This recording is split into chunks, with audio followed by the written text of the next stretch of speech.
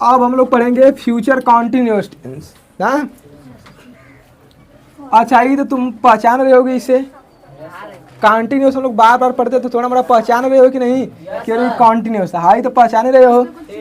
तनी सा यह बेचारा नया लग रहा है तो यही के संगी बना ला, काम खत्म।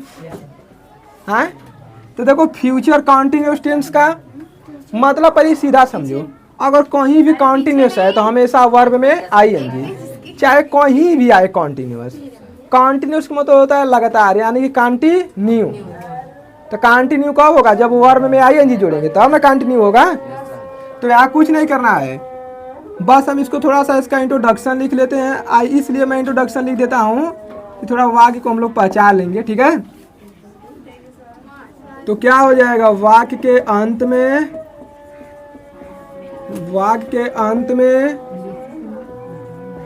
रहा होगा, रही होगी, रहे होंगे आदि शब्द हो सकता है ना। देखो इंट्रोडक्शन क्या है, वाक्य के अंत में रहा होगा, रही होगी, रहे होंगे आदि शब्द लगा है, समझ आया ना। अब हम कैसे पहचाने कि टेंस को देख जाएंगे, यदि रही है, रहा है, सब आ जाएगा तो समझ जाएंगे वाक्य कैसा है जी, कैसा वाक्य है, फ्यूचर कॉन्टिन्यूअस टेंस है। अब ध्यान दो, तो इसका अब हम हेल्पिंग वर्ब देख लेते हैं। तो इस टेंस की हेल्पिंग वर्ब क्या होती है, बस थोड़ा सा ध्यान देना। हम लोग पीछे पढ़े थे विल और शैल, पढ़े थे कि नहीं, इतना पढ़े थे, बस इसी में बस अगवा जोड़ दिया है बी, यानी कि इसकी सहायक क्रिया ऐसे हो जाएगा, कोई कि इसको ऐसे बोलता है विल बी शैल, तो बाद में बूढ़ा ना कह देगा तो एक होगा, यानी कि विल बी शैल बी, ठीक है। अब ध्यान दो, ईद रही इसकी हेल्पिंग वर्ब। अब वर्ब क्या हो जाएगा, अभी मैं बताया हूं कि कॉन्टिन्यूअस है तो वर्ब यानी कि वीवर में इतना में किसी को दिक्कत है, तो बस जिसकी हमें हेल्पिंग वर्ब पता होगी, वर्ब पता हो गया तो उसका हम आराम से बना सकते हैं, बना सकते हैं कि नहीं, तो बना देते हैं इसका हम लोग अफर्मेटिव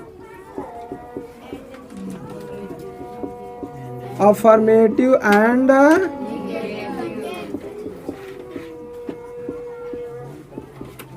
नेगेटिव सेंटेंस। ध्यान दो इधर, अफर्मेटिव एंड नेगेटिव सेंटेंस। तो अफर्मेटिव नेगेटिव सेंटेंस का मतलब क्या, अफर्मेटिव का मतलब साधारण और नेगेटिव का मतलब बीच में नहीं हो जाएगा ना। तो इसका हम लोग सीधा डायरेक्ट क्या पढ़ लेते हैं, फार्मूला ही सबसे पहले पढ़ लेते हैं। जब भी तुमसे कोई भी पूछे कि अफर्मेटिव है तो उसका जब भी स्ट्रक्चर बनाना तो हमेशा सब्जेक्ट से बनाना, अफर्मेटिव होगा तो ये हो गया सब्जेक्ट। अब इसके तुरंत बाद हम लोग लिखते हैं हेल्पिंग वर्ब। हेल्पिंग वर्ब इसकी क्या है जी, इसकी क्या है विल और क्या हो जाएगा शैल, लेकिन इसके तुरंत बाद बी नहीं लगाएंगे, इसको इनका तोप देंगे और इसके बाद लिख देंगे नॉट, और इसके बाद क्या लिख देंगे बी।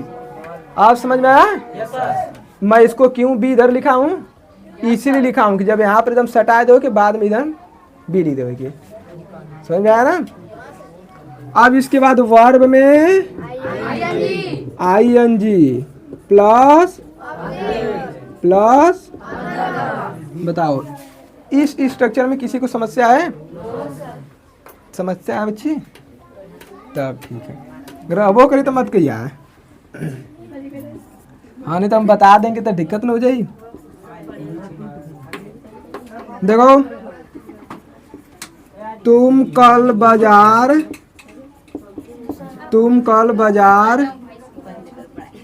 जा रहे होगे, देखो तुम कल बाजार जा रहे होगे मतलब कल आप बाजार जाएंगे, कहने का मतलब है। तो तुम देखो इससे पहले हम टेंस को पहचानेंगे ना जी, समझ में आओ तो बच्चे, हाँ तो देखो इसके अंत में क्या होगा, रहा है, होगी, रहा, होंगे, रहेंगे, सब है कि नहीं, मतलब मेरे कहने का मतलब है, अरे यह ना तीनों में कौन हुई हो, तो यहाँ पर है तो हम समझ जाएंगे फ्यूचर कॉन्टिन्यूअस टेंस है। और जब फ्यूचर कॉन्टिन्यूअस टेंस है तो हमारे में धड़ाक से आना चाहिए कि सहायक क्रिया क्या है विल और शैल, उसके बाद बी, अब वर्ब में आईएनजी, तो बना दो।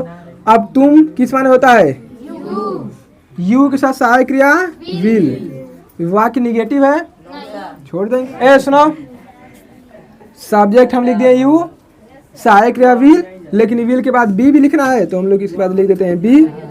अब वर्ब है जाना, तो जाना किस माने होता है, तो गो में जोड़ देंगे आई जी तो हो जाएगा गोइंग। अब कहाँ जा रहा है जी, तो टू मार्केट, लेकिन कब जा रहा है, तो बस इधर यहाँ टुमारो लिख दो, टुमारो हो गया, ठीक है। अब दूसरा उदाहरण देखो, सीमा समाचार पत्र नहीं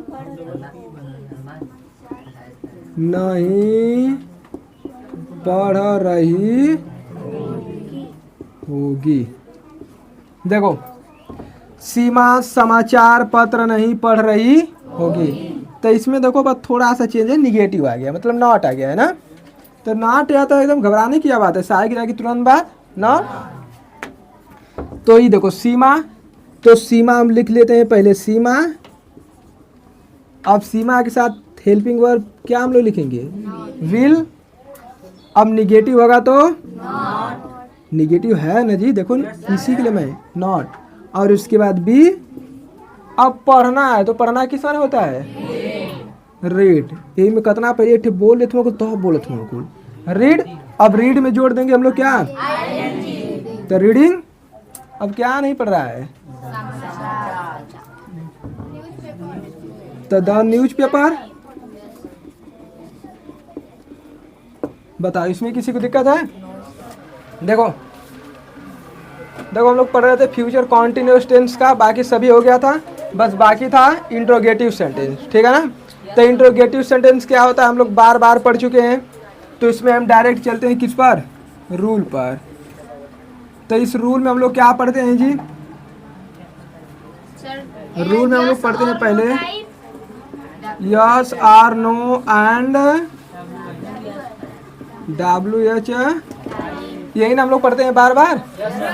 देखो रूल में बस हम यही चीज पढ़ते हैं, yes or no type and WH type. Yes or no type का मतलब होता है कि इसमें जो हिंदी वाक्य का प्रारंभ होगा वह क्या से होगा, और WH टाइप का मतलब जो प्रश्नवाचक शब्द जब वाक्य के बीच में रहेगा तो उसी को पकड़कर हम लोग आकर पहले लिख देंगे, समझ में आया ना, हो जाएगा इंट्रोगेटिव सेंटेंस। फार्मूला इसको देखो।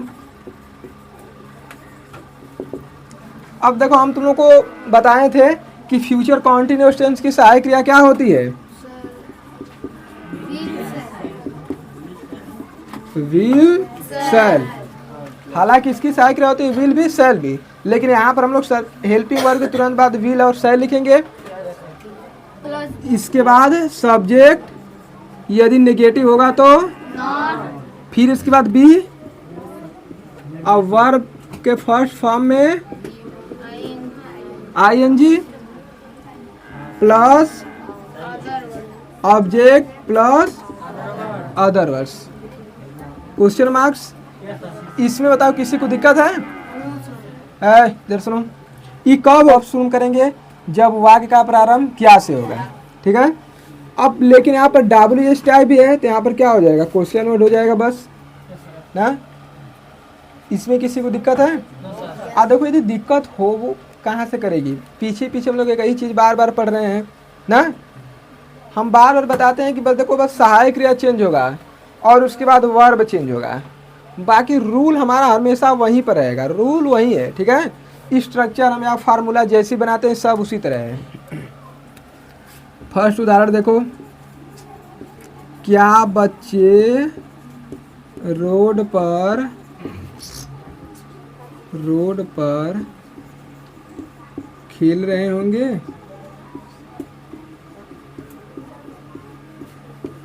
ध्यान दो इधर देखो, क्या बच्चे रोड पर खेल रहे होंगे।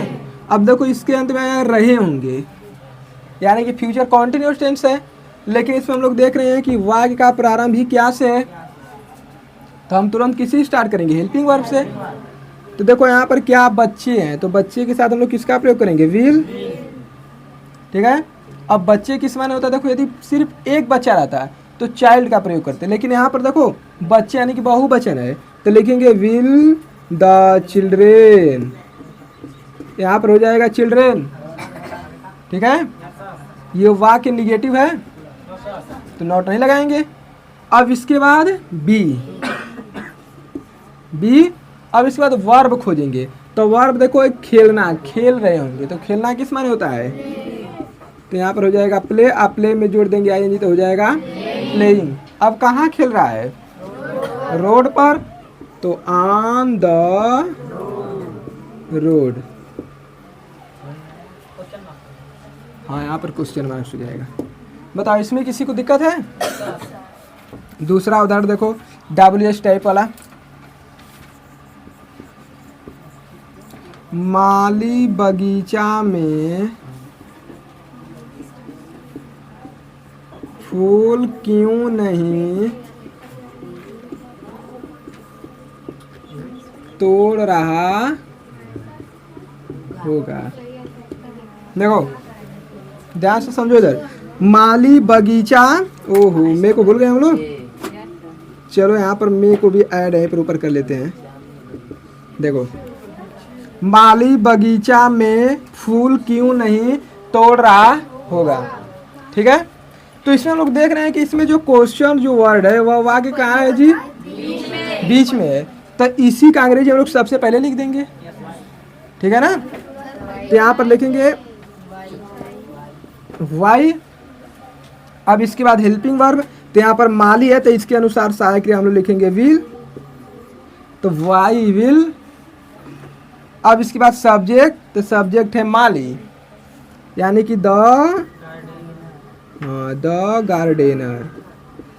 देखो गार्डन मीन्स होता है बगीचा, और गार्डनर का मतलब जो उसका रक्षा सुरक्षा करता है ना, तो हो जाएगा गार्डनर।